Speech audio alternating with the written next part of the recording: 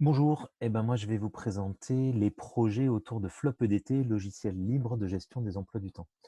Donc je dis les projets parce qu'il y a plusieurs projets possibles autour de ce logiciel open source dont toutes les briques sont open source. Je vous présente le logiciel en lui-même. C'est un logiciel de gestion coopérative des emplois du temps, c'est-à-dire que l'emploi du temps va pouvoir être affiché et visualisé. Là, vous pouvez voir l'emploi du temps d'un groupe ou de toute la promo, d'un prof particulier, mais ça n'est pas que de la visualisation, ça va permettre par exemple aussi de modifier l'emploi du temps en direct et d'enregistrer les modifications, et tout le monde peut modifier l'emploi du temps.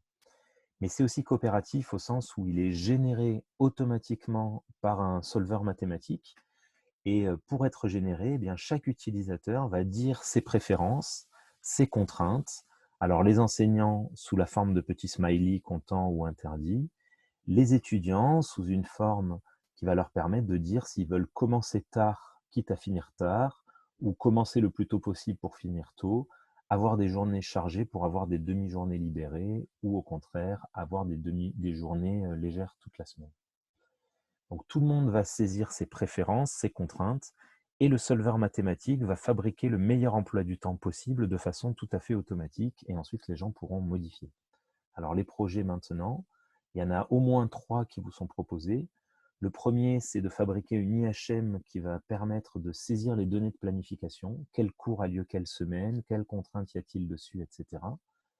Le deuxième, c'est un projet qui va permettre de gérer les différentes contraintes et préférences autres que les contraintes individuelles, les contraintes pédagogiques ou autres, par une interface qui permettra de les hiérarchiser pour la personne qui est chargée de générer l'emploi du temps.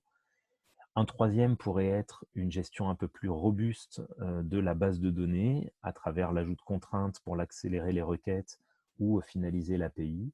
Mais on pourrait imaginer aussi travailler sur le solveur mathématique en lui-même pour l'améliorer ou pour trouver les raisons de l'infaisabilité quand l'emploi du temps n'est pas faisable.